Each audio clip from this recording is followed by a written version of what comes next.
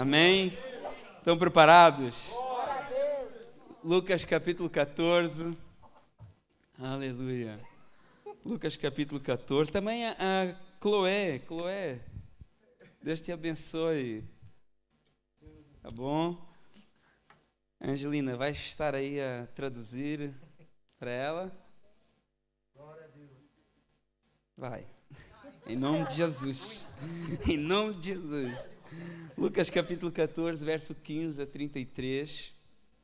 E a palavra do Senhor diz assim para nós: Ora, ouvindo tais palavras, um dos que estavam com ele à mesa disse-lhe: Bem-aventurado aquele que comer pão no reino de Deus. Ele, porém, respondeu, ele é Jesus, porém respondeu: Certo homem deu uma grande ceia e convidou todos.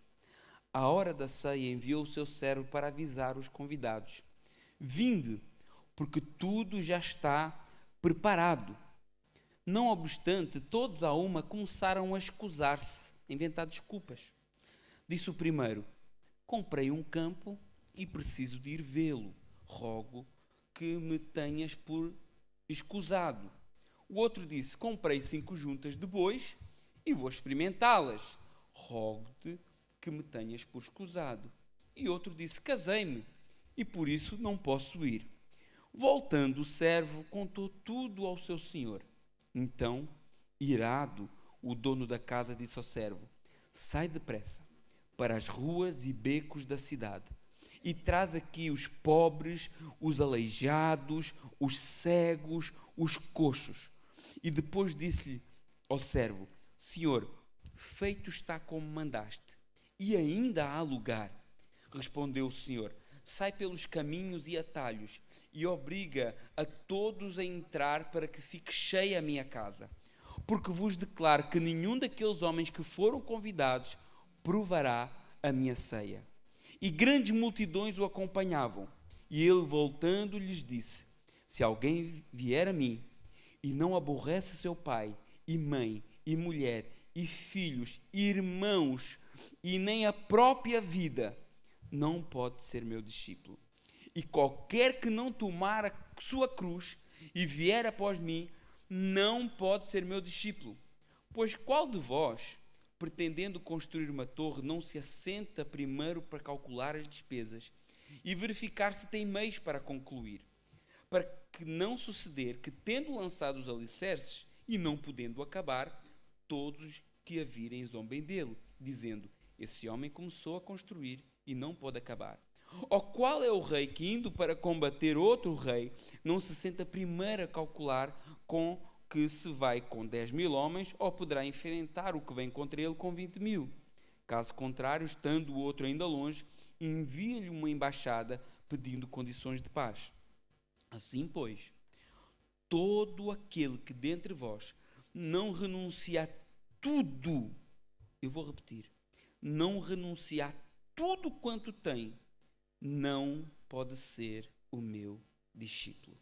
Senhor, meu Deus e meu Pai, em nome de Jesus, nos colocamos na Tua presença nesta tarde e pedimos ao Pai que o Senhor venha falar ao nosso coração. Pai, precisamos, ó Deus, da Tua palavra para nos instruir, para nos corrigir, para nos direcionar. E nesse momento clamamos, Pai, que o Teu Santo Espírito possa falar aos nossos corações. Que a gente não venha a sair deste lugar como entramos, mas que a gente venha a sair transformados, mudados pelo poder que há na Tua palavra. Eu coloco ao Senhor, diante do Senhor, cada um que aqui está. O Senhor sabe as dificuldades, o Senhor conhece as lutas, o Senhor sabe as fraquezas de cada um que aqui está. E eu sei que o Senhor ama cada um que aqui está também. Nos dirige e nos corrige, em nome de Jesus. Amém. Irmãos, podem sentar. Aleluia. Hoje é um culto de missões, onde normalmente falamos um pouco do chamado de Deus sobre a vida de cada um e como cumprir esse chamado. E cada cristão, na realidade, ele é chamado para uma missão. Não existe no cristianismo neutralidade missionária, Não tem como ser neutro no que diz respeito à missão. Todo cristão, direta ou indiretamente, deve estar envolvido com essa missão de pregar o Evangelho, de anunciar as palavras de salvação. E você pode fazê-lo de várias maneiras, e nós, quem é crente há mais tempo, já ouviu isso várias vezes. A gente pode orar por missões, a gente pode contribuir por missões, a gente pode ir para missões, se for esse o chamado que Deus tem na vida de cada um de vós. Só que a obra missionária, ela não é necessariamente algo muito distante de nós. Um dos grandes erros, por vezes, da igreja é achar que a obra missionária é algo que se faz, por exemplo, só nos países africanos, né? Só naqueles países onde existem muitas carências sociais, né? E claro que esses países, no caso o continente africano, asiático, a América do Sul, esses continentes, digo, eles são importantes de evangelizar. Eles são carentes, como qualquer lugar onde existem pessoas. Onde existir o ser humano, vai existir pessoas necessitadas de ouvir o Evangelho. E cada um desses lugares que nós nos deparamos quando abrimos um atlas, são lugares que têm diferentes desafios. Diferentes desafios. Qualquer ponto missionário vai ter desafios distintos. Por exemplo, se nós formos fazer missões em África, nós vamos ter desafios muito grandes na parte social, nas condições, nas estruturas, né? No Estado, que às vezes não funciona bem, dificuldades que nós às vezes aqui na Europa não temos tanto. Às vezes coisas básicas que nós temos como adquiridas aqui, alguns países não são assim tão básicas, são até luxo. E depois quando como estamos num contexto europeu, as necessidades já são outras, mas a carência é a mesma. Existem recursos, né? A Europa é um dos grandes centros financeiros do mundo, né? Existe estrutura, existem hospitais, existe um estado social, existe educação de uma maneira geral, uma boa saúde, mas por outro lado existe uma outra área em que ficamos muito a dever em relação a esses países mais carentes e menos desenvolvidos economicamente, que é a área espiritual. Poucas pessoas num contexto europeu e no contexto em que nós estamos se preocupam com a sua espiritualidade. Às vezes até pessoas que até vêm à igreja, não é? E isso torna o trabalho missionário muito desafiante, porque se por um lado nós temos, por exemplo, países africanos e asiáticos, que existem vários tipos de religião, né? Várias maneiras do homem tentar chegar a Deus, né? Através de uma entidade espiritual, através de alguma maneira, existe esse cuidado com a sua espiritualidade, mal ou bem, mas existe, né? Então é uma porta aberta para apresentar aquele que é o único caminho, né? Depois tem outros desafios sociais que também servem como uma ajuda, porque existem contextos que uma panela de arroz reúne a aldeia toda, né? E aqui não. Se eu for agarrar uma panela de arroz e for ali para a rua, ninguém vai ter comigo, né? Ainda vão achar que eu sou doido. Mas nesses contextos de países mais carentes e com mais dificuldades sociais, tem essa parte social difícil, mas depois tem uma parte espiritual mais receptiva.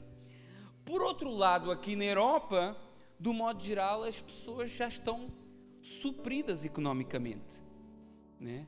E acabam por deixar completamente de lado essa área espiritual. Muitos nem creem em Deus. Vive-se nesse contexto em que nós estamos como se Deus não existisse. Como se Deus não existisse. E onde Deus é completamente, para alguns, irrelevante. Talvez para alguns aqui Deus é completamente irrelevante, né? E isso é a realidade que nós vivemos, no contexto em que nós vivemos, onde acreditamos nos valores morais, mas sem essa transcendência espiritual, onde existe uma memória e cultura cristã, mas é uma fé morta, uma fé sem vida. E muitas pessoas até, não é que elas dizem que não existe Deus.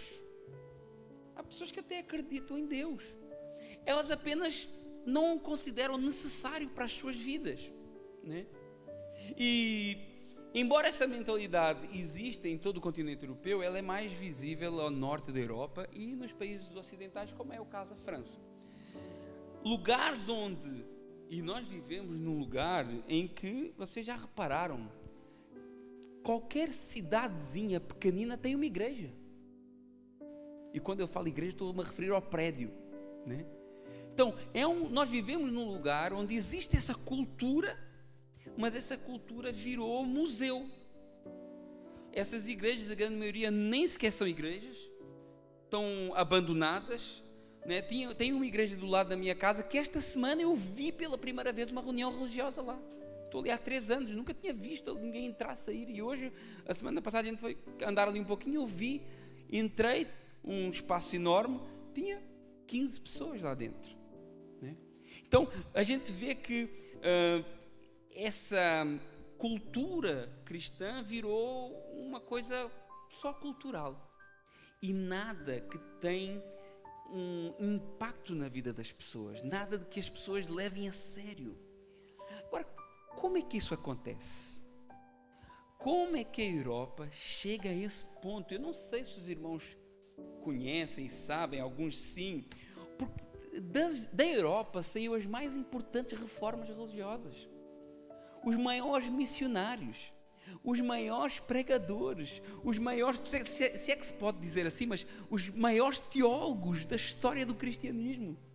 O Evangelho, ele sai de Jerusalém, vem para a Europa e da Europa sai para o mundo. Olha, como é que a gente chega a essa situação? Porque é que o ateísmo ou a indiferença espiritual cresceu tanto? E muitas vezes é por conta de uma prosperidade e segurança social. Um Estado forte, com apoios sociais diversos, com muitas ajudas, um sistema de saúde que funciona, uma educação eficiente, uma baixa sensação de dependência. E tudo isso é bênção, tudo isso é bom. O problema não está nessas coisas. Essas coisas são boas. O problema está em nós. Sabe por que está em nós? Porque quando tudo funciona na nossa vida, Deus parece que é dispensável. Quando tudo vai bem, a gente não se lembra de Deus. Quando as coisas vão correndo, o dinheiro está entrando, a família está com saúde, a esposa está tudo tranquilo, o casamento está bem. Quando isso está assim, ninguém se lembra de Deus. Por isso que a palavra de Deus diz que é melhor estar na casa onde há luto do que na casa onde há festa. Por quê? Porque na casa onde há luto a gente vê a condição humana e a fragilidade humana e nos voltamos para o Criador. Mas na casa onde há festa a gente não se lembra do Criador. A gente não se lembra que existe alguém acima de tudo isso. Então nós temos esses contextos missionários mais famosos, como a África, por exemplo, onde há fome física, sim, mas há fome espiritual também. Há consciência do mundo espiritual, há consciência do mundo sobrenatural, há uma abertura para esse tipo de coisas. Mas depois na Europa nós temos uma cegueira espiritual completa.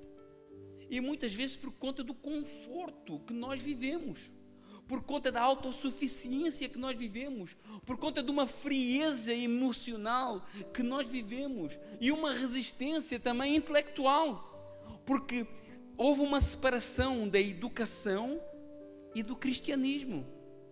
E até aí as coisas mudaram, porque a ciência e o conhecimento, ele nasce do cristianismo. Os maiores cientistas da história da humanidade eram fervorosos cristãos. Todos vocês já ouviram falar de Galileu, um astrônomo muito conhecido. Todos vocês já ouviram falar de Isaac Newton. Quem nunca ouviu falar de Isaac Newton?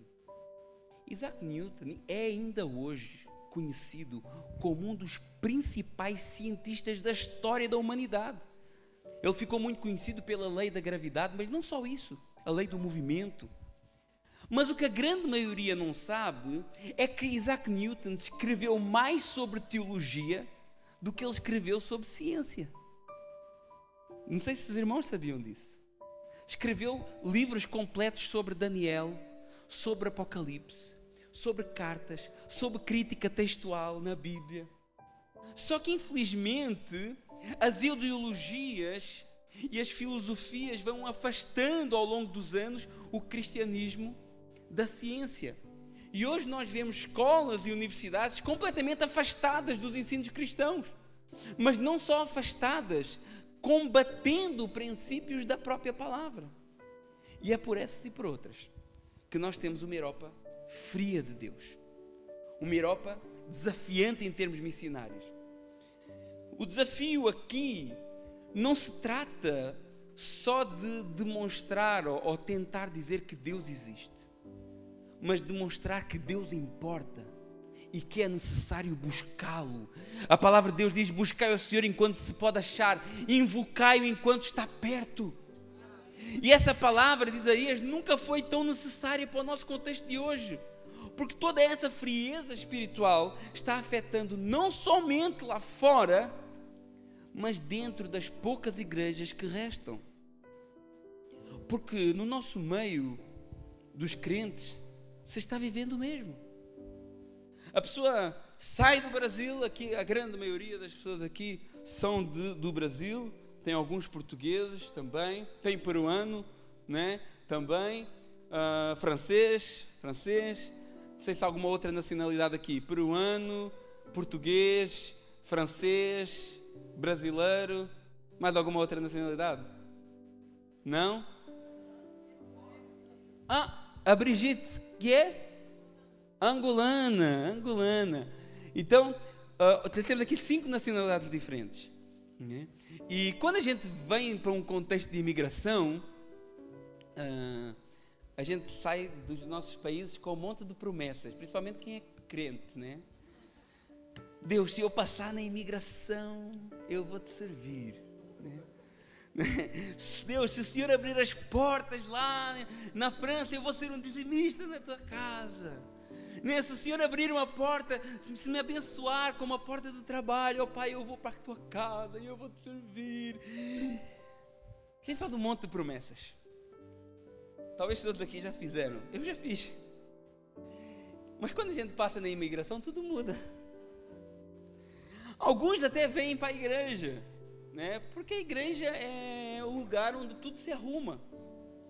Na igreja se arruma trabalho, na igreja se arruma casa, na igreja se arruma ajuda, contatos. E glória a Deus por isso, irmãos. A igreja está aqui, é para isso mesmo também. Não tem como separar a igreja da ação social. Então glória a Deus por isso. Mas muitos, quando pegam o trabalho, desaparece. A pessoa está na igreja, está fervoroso, até Deus abrir a tal porta. A tal porta que a pessoa disse que se Deus fizesse, ia se dedicar ainda mais, acaba a ser a porta que afasta a pessoa da igreja, né? Esse é o grande problema da igreja hoje, principalmente dos contextos missionários. E eu entendo, obviamente, que no início da nossa caminhada de imigração, existem várias coisas que a gente tem que se adaptar. Às vezes a gente tem que pegar um trabalho que não é tão flexível com a minha vida religiosa. Tudo isso é normal. No início tudo isso é normal. Mas a grande maioria não se trata de adaptação. A grande maioria das pessoas não tem a ver com adaptação, mas sim com prioridade. Essa é a grande verdade. E este é o grande conflito missionário no nosso contexto, e não só missionário, mas o grande conflito do cristão do século. Prioridade. Agora, cada um aqui pense, qual é a sua grande prioridade? Qual tem sido a sua prioridade? Irmãos, o evangelho é para mim, não é para eu pensar o que é que a minha esposa tem como prioridade, o que é que não. A pergunta é para si. É que a gente gosta de olhar muito para os outros. Está vendo, pastor? Está vendo? O pastor está falando para si. Você tem que tomar jeito. Esse marido meu, essa mulher minha, não. É para si. Qual tem sido a sua prioridade? Porque é por falta de prioridade que as pessoas, elas não até crescem espiritualmente, não crescem na graça, no conhecimento da palavra, como a palavra diz que nós temos que crescer.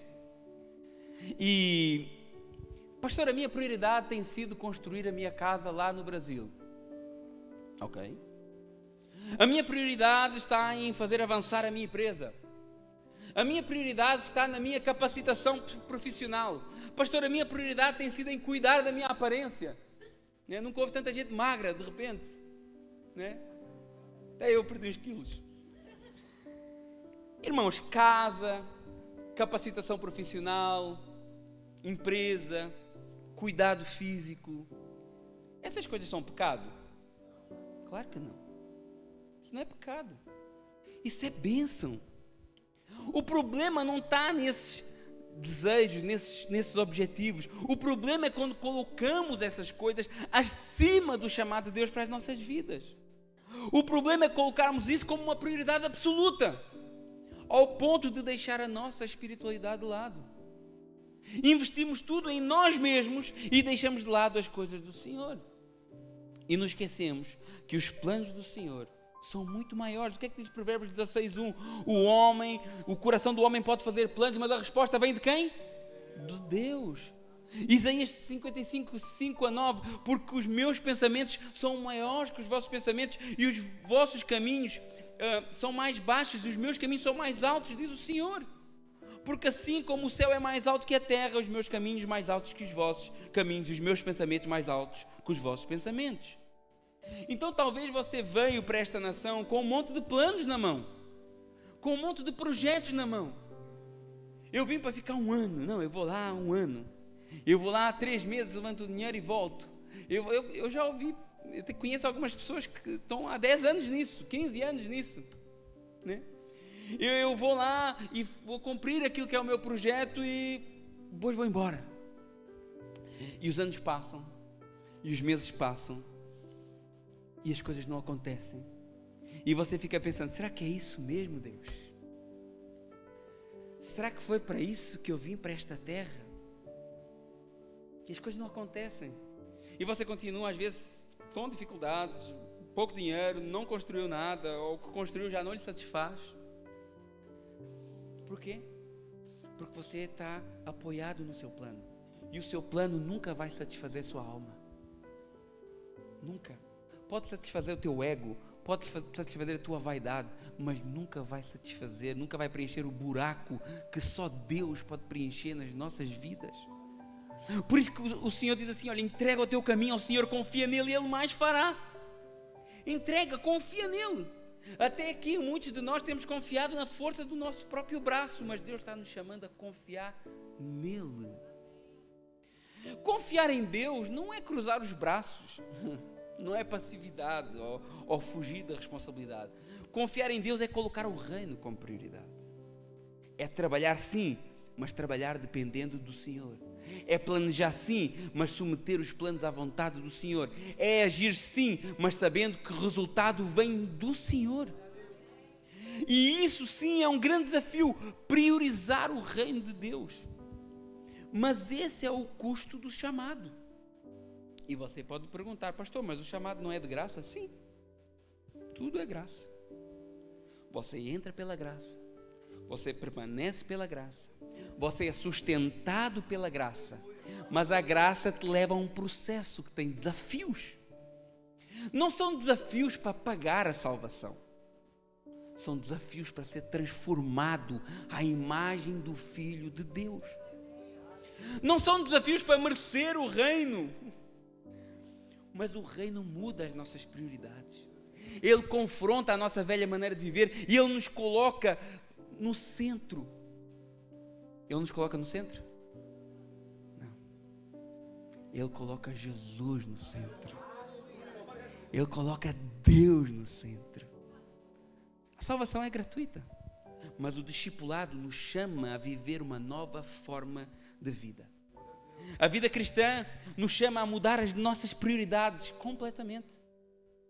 E esse era o foco da palavra que nós lemos em Lucas 14. Naquela ocasião, imagine Jesus numa casa. Eu não sei se os irmãos gostam de fazer isso. Tente se colocar naquela situação. Jesus numa casa, à mesa, partilhando uma refeição com pessoas que eram aparentemente tementes a Deus. Eram fariseus. A seita dos fariseus era a seita mais zelosa pelas coisas de Deus. E o próprio Paulo era um fariseu, zeloso pela lei, que procurava conhecer tudo, praticar tudo certinho. Só que Paulo fala desse zelo sem entendimento. Mas eram pessoas tementes a Deus. E Jesus está num ambiente de pessoas tementes a Deus. Lá no verso 1 do Lucas 14, vai colocando aí, por favor, a gente vai acompanhar. Quem puder abrir a Bíblia, Lucas capítulo 14, verso 1, nós vamos ler quase todo o capítulo 14. Lucas 14, verso 1, olha bem qual é que é o ambiente aqui. Num sábado, na casa de um dos principais fariseus, para comer pão. Foi assim, este é o cenário. Jesus entrou para comer pão. Jesus estava num ambiente descontraído. Sábado era o dia de descanso. No sábado ninguém trabalhava, ninguém fazia negócios. E a Bíblia diz lá no verso 1 que ele estava lá, mas que ele estava sendo observado. Esses homens aqui estavam buscando algo em Jesus. Talvez alguns estavam até mal intencionados, buscando algo para difamar Jesus, buscando algo para acusar Jesus. Mas Jesus entrou naquela casa. Se ele entrou lá, é porque certamente havia ali alguém que Jesus queria alcançar. Porque quando Jesus entra, sempre tem um propósito. Jesus não ficava perdendo tempo com um crente chato, enjoado, mimimizento. Jesus entrava e falava e ia às pessoas com um propósito. E tudo que ele tudo que ele fazia tinha um alvo, um objetivo. Irmãos, pense nisso. Se Jesus entrou na tua vida, a tua vida tem um propósito. Entenda isso. Talvez você, pastor, eu não consigo encontrar um propósito. Se Jesus te alcançou, se o Evangelho te alcançou, é porque existe um propósito glorioso para a tua vida. E talvez você entrou aqui só para observar Jesus, como aqueles que ali estavam. Mas Jesus quer mais do que ser observado. Jesus quer ser ouvido e quer ser seguido. E Ele está aqui, nesta tarde, a falar aos nossos corações. Assim como Ele estava ali na casa daquele fariseu, com um propósito. Ele nos trouxe aqui com um propósito. E a presença dele ali começa logo com um milagre. Nós vemos no verso 2 do capítulo 14.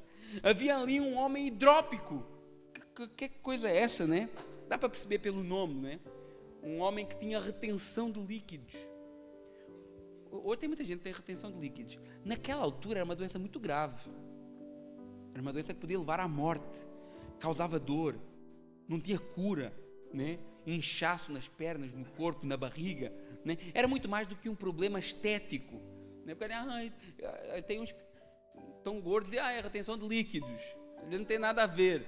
E aí usa isso como um problema estético. Não, aquilo era uma doença mesmo. E é uma doença também, se não for tratada. E o homem que estava ali com essa doença, ele estava ali também para observar Jesus e saiu curado. Irmãos, como nós estamos, e essa é uma advertência que eu queria fazer para nós como igreja, porque eu acredito que a grande maioria daqui é cristão. A grande maioria daqui crê em Jesus, crê em Deus. E nós estamos deixando de acreditar nesse Jesus que cura.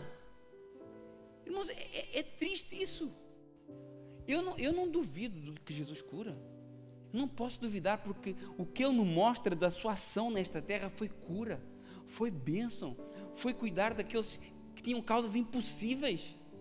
Irmãos, quando a Maria ficava doente, graças a Deus agora ela quase nem fica doente, mas quando ela ficava doente, a primeira coisa que eu fazia era já ligar para o pastor para orar por ela. Era a primeira coisa. Obviamente eu já levava para o hospital, né? Não ficava ali à espera, né? Já agarrava para o hospital, já agarrava no telefone, no caminho e orava para o pastor. Pastor, ora para Maria que ela está doente, ela está com falta de ar, ela tinha muitos problemas de falta de ar. Mas porquê o pastor? Porque a oração dele é mais poderosa? Não, obviamente que não é por isso. Mas se eu vou pedir oração a alguém, eu vou pedir a alguém que ora. Não vou pedir a alguém que eu sei que não ora. E o meu pastor, eu sabia que ele orava. E eu cria nisso. E eu, quando tinha algum problema, eu falei: pastor, eu vou para o hospital com a Maria, ora por favor por mim. E ele orava de lá, e a gente orava daqui, e até hoje Deus sempre curou.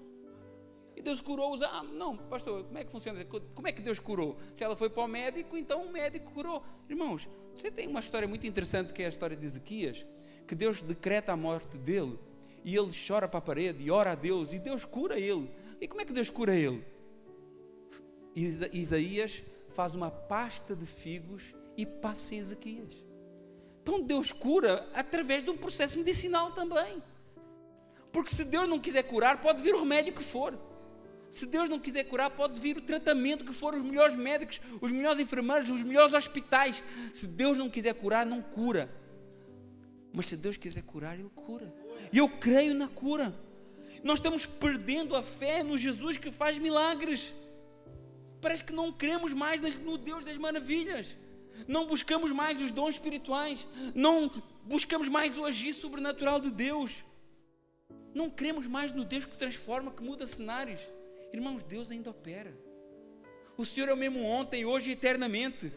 O que mudou não foi o Senhor, o que mudou fomos nós, que nos deixamos influenciar por essa frieza espiritual que tem contaminado o mundo. Mas a igreja do Senhor, ela é uma igreja fervorosa. A igreja do Senhor é uma igreja de milagres. A igreja do Senhor é uma igreja que vive o sobrenatural de Deus sobre todos os dias. Aquele homem foi ali para observar Jesus também, mas saiu de lá curado. Olha que maravilha! Talvez você veio aqui só para ver Jesus também, mas Ele pode curar também nesta tarde. Curar a tua alma, curar as tuas emoções, curar o teu corpo físico, porque eu creio que Ele é a cura para as nossas vidas. Aleluia! E no verso 7 diz assim, olha: reparando, pois, os convidados. Quem que está reparando aqui? Jesus. Repare que Ele foi e estava sendo observado. Mas olha o que é que diz o texto no verso 7. Reparando, pois, como os convidados escolhiam os primeiros lugares, propôs-lhes uma parábola. Aqueles homens estavam observando Jesus, mas na realidade, quem estava sendo observado eram os homens. Irmão, Jesus está te observando.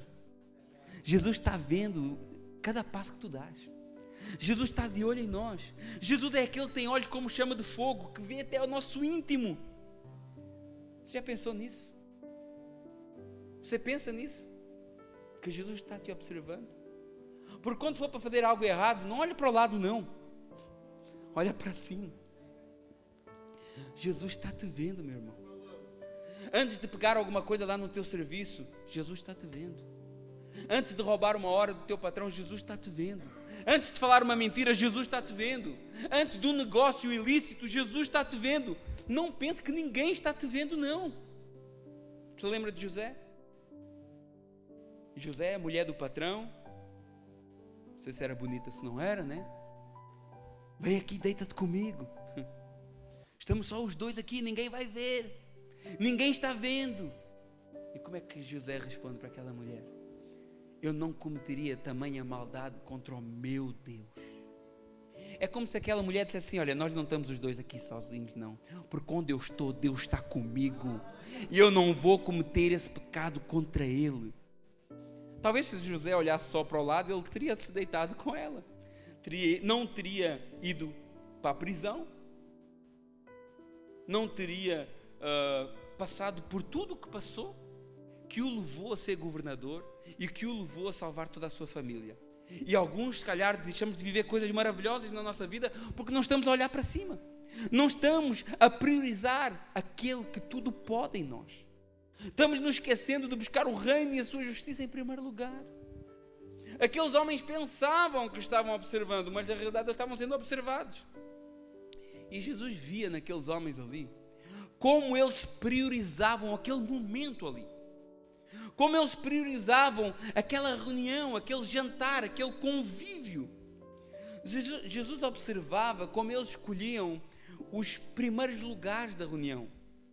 Jesus observava como eles convidavam somente aquelas pessoas importantes para que também pudessem ser convidados de volta.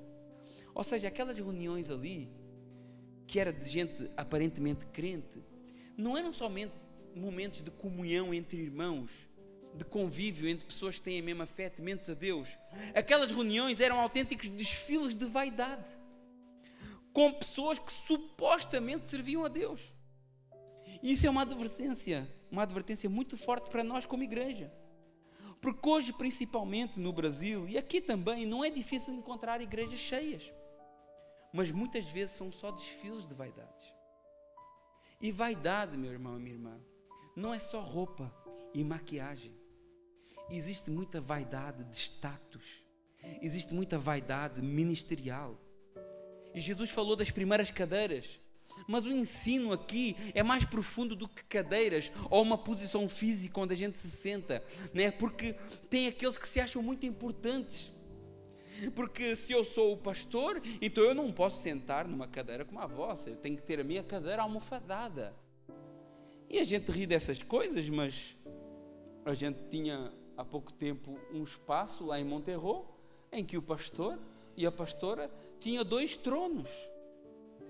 E os irmãos aqui que estavam lá e viram isso. Por quê? Porque se acham mais importantes. Porque os obreiros têm que sentar lá em cima, né? Para as pessoas verem tão bonito que eles ficam de terno, né? Existe essa vaidade. Porque eu sou o membro mais antigo da igreja, porque eu tenho uma história, porque se eu não tiver nada funciona, porque se não for do meu jeito não vai ser, porque tem que ser assim. E Jesus está falando, olha, sejam humildes. Sejam humildes. Se você é isso tudo mesmo, seja humilde primeiro. Seja humilde mesmo na tua razão. Por quê? Porque o dono da festa está te observando. E é o dono da festa que vai te honrar. Quantos creem que o dono da festa está nos observando? De Jesus não escapa nada, meus irmãos. A festa é dele. E ele está de olho em cada participante dessa festa. Por isso ele diz lá no verso 11: pois aquele que se exalta será humilhado, e o que se humilha será exaltado. Pastor, mas eu sou crente, mas não sou bobo. Sou crente, mas não sou louco, não. Irmãos, por vezes mais vale ser louco e fraco diante dos homens. Sabe por quê? Porque a loucura de Deus é mais sábia do que a dos homens, e a fraqueza de Deus é mais forte do que a dos homens. Então às vezes mais vale ser passar de tolo, passar de bobo, porque o dono da festa, ele não dorme, e o Senhor está de olho em nós, e Ele contempla aqueles que são verdadeiramente humildes. E depois Jesus fala para aqueles que só convidavam para as suas festas pessoas por interesse. Vamos ver se já alguém fez isso. Eu vou convidar fulano tal, porque ele dá uma prenda boa. Não, eu vou convidar o fulano para ser meu padrinho, porque ele tem dinheiro. Antes usava-se muito isso em Portugal, né? Os padrinhos, normalmente a gente escolhia pessoas que é para ter uma boa prenda, né? Mas Jesus está combatendo isso aí, hein? Esse interesismo, não sei se existe essa palavra, né? Eu vou convidar ciclano porque ele tem muitos seguidores. Eu vou convidar o patrão porque ele vai me dar um aumento, vai me colocar numa posição melhor na empresa dele. Eu vou convidar o pastor porque assim ele vai me dar um cargo na igreja. Vivemos num tempo em que parece que ninguém dá nada de graça para ninguém. Tudo que a gente faz parece que fazemos com segundas intenções. Parece que tudo o que se faz vem com algum interesse por trás. Eu tenho que fazer porque o fulano já me ajudou, ou vai me ajudar. E Jesus diz, olha, convidem aqueles que não podem dar nada em troca. E não é a primeira vez que Jesus fala disso. Quando a gente vai lá em Lucas capítulo 6, verso 34, Jesus diz assim, olha, se vocês emprestam dinheiro a quem esperam receber, de qual é a vossa recompensa? Porque os pecadores também emprestam para receber outro tanto. Olha como é sério isso. E olha como é difícil isso, porque quando a gente empresta, a gente quer resolver, quer receber de volta, né? Mas Jesus diz, olha, se emprestares, deixa para lá. Não, agora se alguém te vê dinheiro aí, não vai. Você que vai ficar mal, né? Mas se você empresta, não empresta algo que vai te fazer falta. Isso é muito sério. Se emprestar, esteja preparado para não receber. É isso que Jesus estava falando. Porque se eu empresto contando receber, eu não sou melhor que um pecador.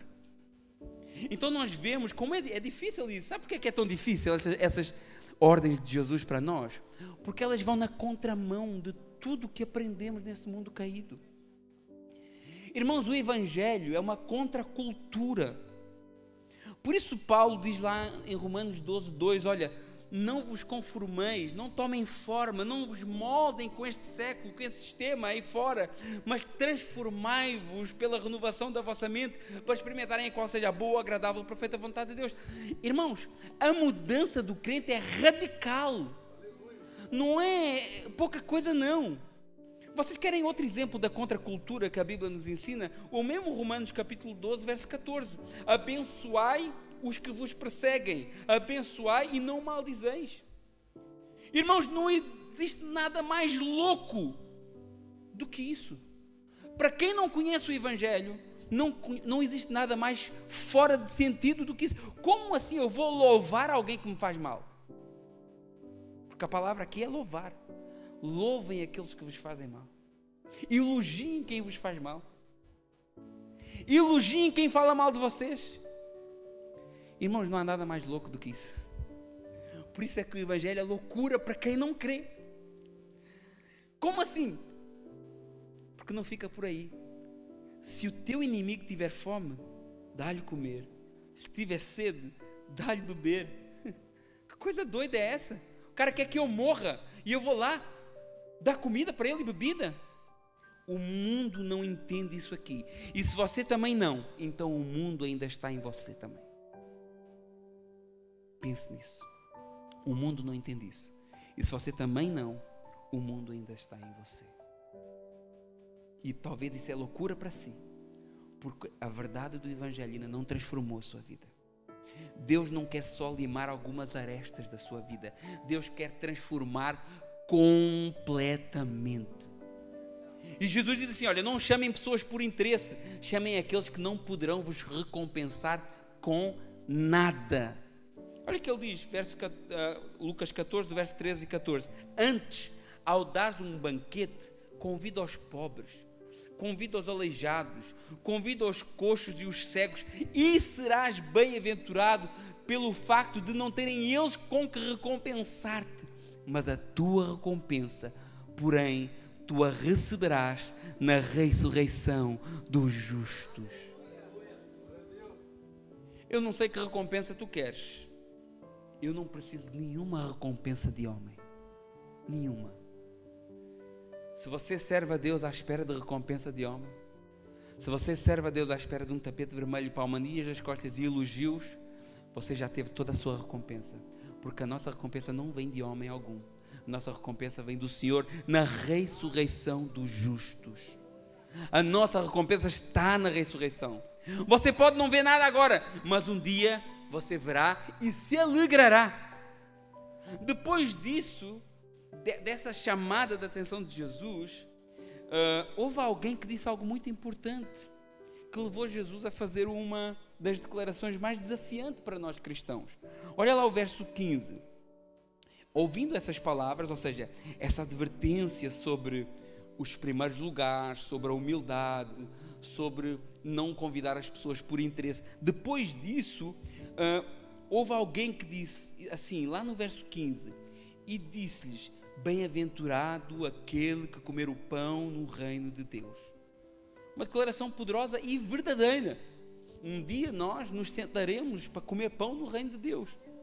Semana passada nós falámos sobre isso, tudo aqui é muito bom, né? Mas nada se compara àquilo que a gente vai ter lá no céu com o Senhor Jesus.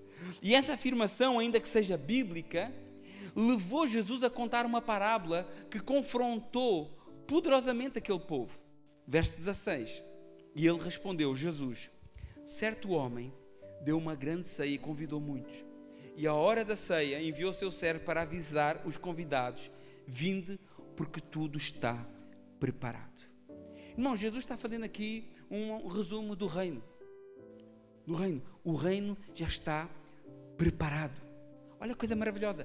Tudo está preparado. Nós vemos que a graça começa antes de qualquer ação humana. O cordeiro que foi morto antes da fundação do mundo, antes do chamado, tudo já estava preparado. Não é o que nós cantamos? já está consumado. O véu já foi rasgado. O acesso liberado pode entrar.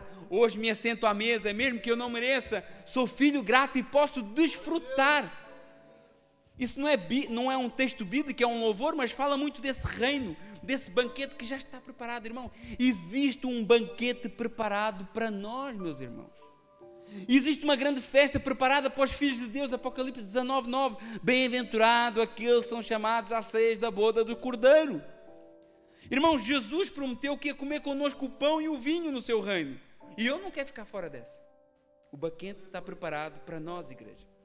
Mas olha como Jesus chama a atenção desse povo. Já está tudo preparado. Verso 18. Não obstante, todos começaram a escusar-se. Um disse, olha, eu comprei um campo, preciso de vê-lo. Não me perdoa. Outro disse, olha, comprei 5 juntas de bois, vou experimentá-las. Por favor, aceita a minha desculpa. E outro disse, casei-me, não posso ir. Os chamados para esse banquete, os chamados para esse reino, começam a inventar desculpas. Um comprou terreno, outro comprou umas juntas de bois, o outro casou. Irmãos, Jesus não está dizendo, como eu falei há bocado, que isso é pecado. Jesus não está dizendo que não pode fazer essas coisas. A questão é a prioridade. Jesus está aqui a responder à afirmação daquele homem. Lembra o que é que o homem tinha dito? Bem-aventurado aquele que comer o pão no reino de Deus. E é como se Jesus tivesse respondido a esse homem. Verdade, é bem-aventurado aquele que comer o pão no reino de Deus. Mas vocês parece que não estão priorizando isso. Estão vivendo de vaidade, buscando os lugares da frente. Não estão sendo humildes. Estão sendo movidos pelos seus próprios interesses. Estão buscando os vossos próprios planos, deixando Deus de lado. E por isso eu estou contando essa parábola para ver se vocês acordam. É como se Jesus estivesse falando isso. Porque esse pão no reino que tu falaste, Jesus falando para aquele homem, ele já está pronto. E se vocês quiserem entrar, vocês não podem inventar desculpas. Vocês têm que priorizar esse reino. Vocês têm que entregar a sua vida. E esses homens não priorizaram esse reino. Esses homens não priorizaram esse banquete. Antes eles foram atrás de outras coisas. E todos nós temos sempre uma desculpinha boa. Irmãos, quando eu mando mensagem a alguém, não é porque eu quero controlar a pessoa. Às vezes, irmão, senti tua falta no culto. O pastor está a querer ser controlador. Não tem nada a ver com isso. Só que eu não sei, o meu amor é sincero. A minha preocupação é sincera. E se eu não vejo alguém aqui, eu me preocupo. Será que está tudo bem? Vou mandar uma mensagem. Não quer dizer que a pessoa não possa, que seja um pecado tremendo, faltar. Não é isso que eu estou a querer dizer. Mas quando a gente manda mensagem, é porque a gente se preocupa. E tem com cada desculpa, às vezes, que eu vou falar. Eu não peço justificação. Às vezes a gente tentando justificar, acaba metendo os pés pelas mãos. As pessoas têm sempre uma desculpa boa. Porque vou casar, o juntas de bois, é o campo que eu comprei. Tem sempre alguma coisa para deixar o reino de Deus de lado. Tem sempre alguma coisa para deixar o banquete. E Jesus está a dizer assim, olha, a festa está feita, mas se vocês rejeitaram, Deus vai chamar aqueles que não rejeitam essa festa. E para um judeu naquela altura, religioso, falar que os coxos viriam, os doentes viriam, os cegos, para um judeu isso era uma afronta. Porque esse tipo de pessoas, para um judeu religioso, eram pessoas impuras, eram pessoas desprezadas, eram pessoas que estavam à parte da sociedade. Não era o tipo de pessoas que eram convidadas para uma festa. Mas Jesus veio salvar todo tipo de pessoas. A salvação é um convite para todo tipo de gente. E a graça está disponível até para os mais improváveis. Aquele tipo de gente ali era considerado amaldiçoado. E Jesus revela algo extraordinário. Deus está salvando até aqueles que eram vistos como amaldiçoados. Porque na cruz Ele se fez maldição por nós. Ele pagou o preço pelos nossos pecados. Carregou sobre si o peso. Assumiu o nosso lugar. Por isso em Cristo não existe mais condenação, não existe mais maldição. Existe graça, existe perdão e existe vida nova.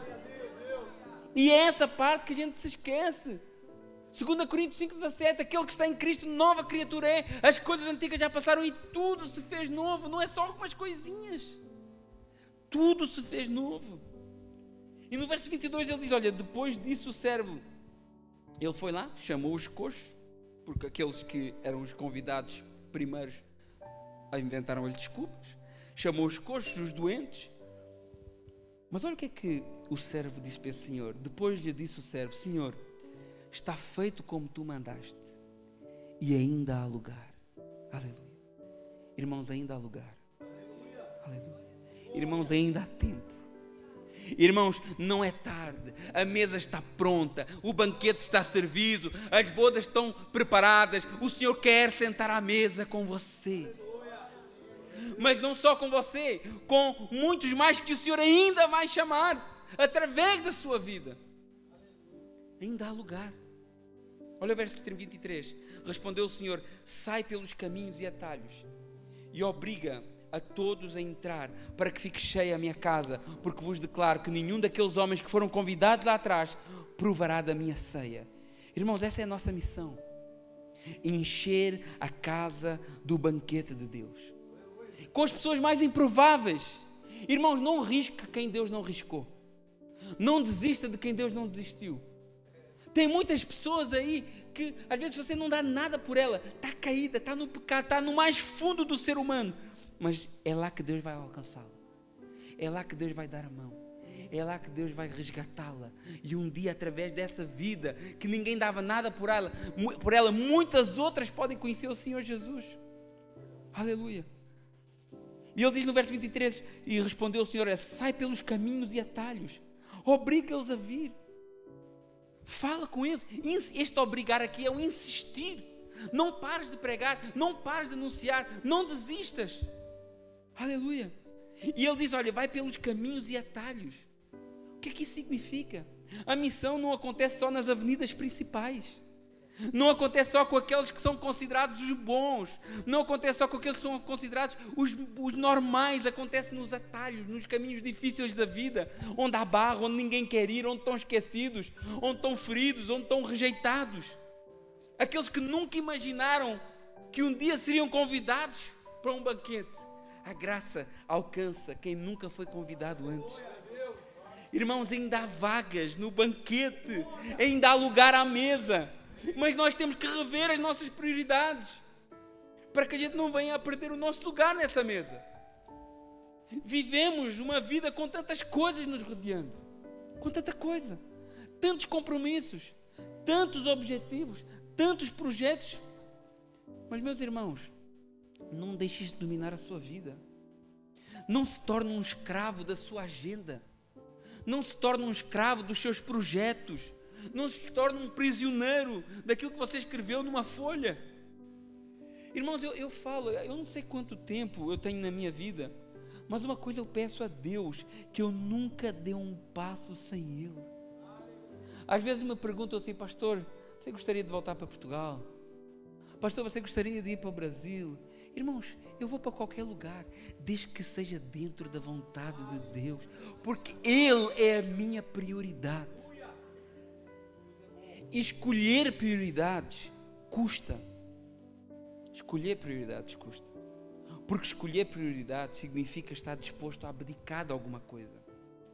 Quando eu escolho prioridades, eu estou dizendo que tudo o resto pode falhar, menos isto aqui. É isso que eu digo quando eu escolho uma prioridade. Quando eu escolho Deus como prioridade, quando eu escolho o reino como prioridade, eu estou dizendo: olha, eu posso nunca comprar aquela casa dos meus sonhos, mas eu não abro mão de Jesus. Eu posso nunca ter aquela situação financeira que eu gostaria de ter, mas eu não abro mão de Jesus. Eu posso viver uma vida sem nada de extraordinário acontecer nela, mas no final eu sei que tem um banquete preparado, e no final vai ter mesa me esperando, e no final o meu Senhor que me vê vai estar comigo. E é nesse contexto que Jesus diz das palavras mais difíceis de ouvir, e eu vou só ler porque não vai dar tempo. O verso 25 do capítulo 14. Grandes multidões o acompanhavam a ele, e voltando-se disse: ele aqui já sai do ambiente, é o mesmo contexto, ele só saiu da casa. Se alguém vem a mim e não aborrece seu pai e sua mãe, e mulher, e filhos, e irmãos, e ainda a sua própria vida, se alguém prioriza essas coisas acima de Jesus, eu não estou a falar acima da igreja, eu não estou a falar acima de uma agenda religiosa, mas de Jesus.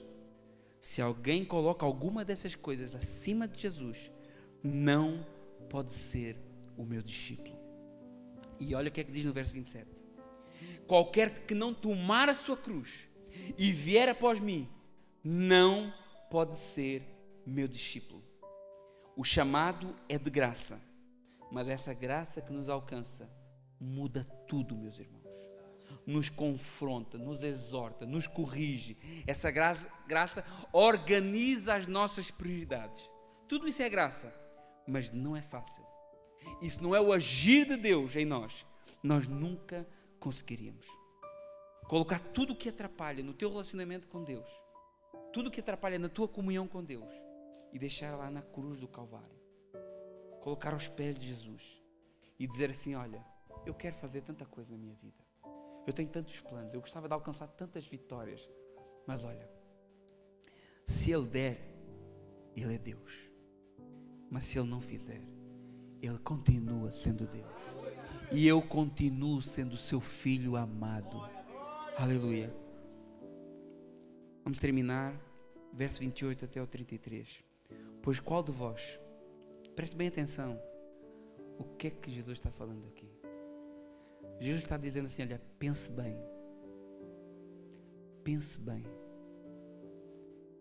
porque chamado meia boca não existe. Ou você é de Jesus, ou você é do mundo, não tem meio termo. E Jesus diz: olha, pense bem o que eu estou falando. Eu estou falando que a prioridade tem que ser eu. É isso que Jesus está falando. Você tem que negar a sua própria vida. Você tem que negar a sua própria família. Se a tua família não está de acordo comigo, se a tua família não vive dentro dos padrões da palavra de Deus, mas eu não tenho que honrar pai e mãe, até o limite da palavra. Se o teu pai, se a tua mãe te manda fazer coisas que são contra a palavra de Deus, aí parou o limite. Se o teu pai e a tua mãe te mandam fazer coisas que te afastam de Deus, aí parou o limite. E por isso que há brigas, e por isso que há lutas, e por isso que às vezes há famílias separadas. Irmãos, eu casei com a Cristina lá em Portugal. Vocês sabem quantas pessoas da minha família eu tinha no meu casamento? Uma, que era a minha filha, e foi no meu casamento porque era o meu fim de semana. O meu pai não foi, mora na cidade.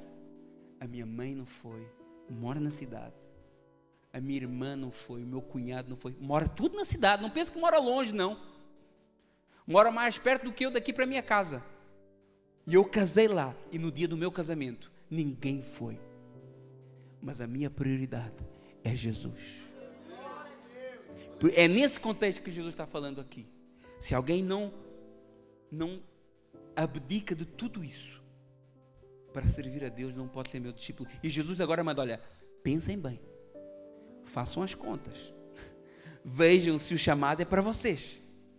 Olha o que é que diz o verso 28. Pois qual de vós, pretendendo construir uma torre, não se assenta primeiro para calcular as despesas e verificar se tem meios para concluir, para não suceder que, tendo lançado os alicerces, não podendo acabar, e todos virem e zombem dele. Olha lá, olha o crentezinho lá, não era crente, olha lá, está lá no mundão, lá na cachaçada lá. Por quê? Porque ele não entendeu, ele não fez contas, ele achou, é uma emoção, né? A gente vem aqui, é um louvor, ai que louvor bonito, eu quero isso aí. Só que depois tem a parte da renúncia, tem a parte de deixar o pecado, tem a parte de deixar o mundo, tem a parte de não se amoldar ao mundo e ter completamente transformados. E essa parte essa parte eu não quero. Então eu não tenho condições de terminar essa construção. Eu vou deixar a minha construção a meio e vou sair. É isso que Jesus está falando aqui. Para não suceder tendo lançado os alicerces. Muitos lançam alicerce e não podem acabar, e todos virem a zombar dele, dizendo: este começou a construir e não pôde acabar. Ou qual é o rei que, indo combater outro rei, não se assenta primeiro para calcular se com 10.000 poderá enfrentar, ou se vem com ele contra 1.000? Caso contrário, estando o outro ainda longe, envia-lhe uma embaixada pedindo condições de paz. E olha o verso 33. Assim, pois, todo aquele que dentre vós... Irmãos, não é para alguns isso aqui. Isso não é para o pastor da igreja. Isso não é só para o pastor da igreja. Isso não é só para o irmão Juan. Isso não é só para o irmão Danny. Isso não é só para a Rose. Isso é para todos. Todo aquele que dentre vós não renuncia a tudo quanto tem, não pode ser meu discípulo. Olha, eu não estou dizendo isso, porque as pessoas utilizam isso aqui. Você tem que renunciar a tudo. Renuncia tudo no altar. Olha, coloca tudo aqui. Não, não é isso que eu estou falando. Não tem nada a ver com isso. Não quer saber nada disso. Tem a ver com prioridade na sua vida. Prioridade. O chamado de Deus é pleno, é por completo. E Jesus não pede pouco. Jesus pede tudo o que tu tens. Sabe por quê? Porque Ele não chegou lá, passou um cheque e pagou a tua escravidão. Ele foi lá e verteu sangue numa cruz. Aleluia. Nos comprou com o próprio sangue. E eu quero terminar com 1 Pedro 2, do 9 ao 10. Pois vós sois geração eleita, sacerdócio real, nação santa, povo de propriedade exclusiva de Deus, para proclamar a virtude daquele que vos chamou das trevas para a sua maravilhosa luz. Vós, sim, que antes não eram povo, mas agora sois povo, que não tinhas alcançado a misericórdia, mas agora alcançaste a misericórdia. Aleluia. Vamos ficar de pé. Glória a Deus. Aleluia. Aleluia. Qual tem sido a sua prioridade? Em quem que você tem colocado todo o seu esforço? Onde que você tem colocado todas as suas energias? Porque hoje as pessoas não conseguem nem orar mais, nem ler a Bíblia. Porque quando vai pegar numa Bíblia para orar, dorme de sono, de cansaço. Quando vai tentar orar, dorme de joelhos. Eu já dormi de joelhos. Eu não quero contar uma situação constrangedora que aconteceu comigo uma vez. A gente fazia oração a madrugada toda. Aí tinha uma pessoa responsável por 1 hora. Aí a gente ia na igreja e orava de joelhos. E depois de 1 hora, depois vinha o próximo e rendia a gente. O homem chegou, estava dormindo. Olha que vergonha. Trabalhava 16 horas por dia, 14 horas por dia, em pé, servindo café aqui, servindo café ali, pegando grades de água, barril de cerveja, essas coisas todas, de um café normal. E quando eu queria fazer algo para Deus, 2 minutinhos já dormia. E um dia estava lá, o homem vai orar, a corrente de oração está ali, né? Tem alguém orando lá na igreja, tem alguém dormindo lá na igreja, era o Antônio. Por quê? Porque eu não tenho vergonha de dizer isso, eu sou ser humano, irmãos. Eu não sou um super crente. Eu acho que o pastor é um super crente. E eu digo isso porque assim, a gente entrega a nossa vida toda a coisas que são uma miséria. Você às vezes gasta a sua saúde para ganhar dinheiro, depois gasta o dinheiro para ganhar saúde e não vai ganhar. E as coisas de Deus, as coisas que são eternas, nós desprezamos. Mas irmãos, existe um banquete para nós. Mas do mesmo modo que existe um banquete, existe a outra parte que as pessoas não gostam de falar. Existe a condenação também para aqueles que rejeitam o Senhor Jesus. Para aqueles que rejeitam o chamado. Para aqueles que ouvem palavra após palavra, pregação após pregação, e o Espírito Santo está lá. Olha, entrega os teus caminhos ao Senhor. Olha, arrepende dos teus pecados. Olha, muda de vida. O Espírito Santo está lá falando. Mas o que é que nós fazemos? Nós ignoramos o Espírito Santo. Nós ignoramos o chamado de Deus. Só que um dia, nós estaremos de frente com esse Jesus, que para alguns será um Senhor, mas para outros será um juiz. Eu não quero colocar medo, eu não quero te induzir ao medo, mas isso é uma realidade. 2 caminhos, um largo, espaçoso e um apertado e estreito. O largo é para condenação, o apertado e estreito é para salvação. Que a gente possa olhar para nós e pensar, olha, onde é que eu tenho colocado a minha prioridade? Irmãos, eu não estou a dizer para você estar na igreja 24 horas por dia. Eu não estou a dizer para você entrar em todas as ações religiosas da igreja. Irmãos, eu não quero te chamar para viver uma vida religiosa. Eu estou-te a falar para viver um Salvador, uma pessoa que é Jesus. É isso que eu falo. Não é preciso ser membro de igreja, de uma carteira assinada, nada disso. Se quiser ser membro aqui, seja aqui. Se quiser ser noutra igreja, seja noutra igreja. Irmãos, houve alguém que ligou essa semana e falou assim: eu vou sair da igreja. Meu irmão, não, você não vai sair da igreja. Você só vai mudar o lugar de culto. Porque igreja é aqui, igreja é lá e no outro lado. A igreja é onde os crentes se reúnem. E o que eu quero te convidar é para tu abraçares esse Salvador, para tu te sentares à mesa com Ele, para tu organizares as tuas prioridades. Faz como aquele homem, senta, faz as contas. Senta, faz as contas. Você é capaz de mudar tudo por Jesus? Então você é um discípulo dele. Amém? Vamos louvar o Senhor.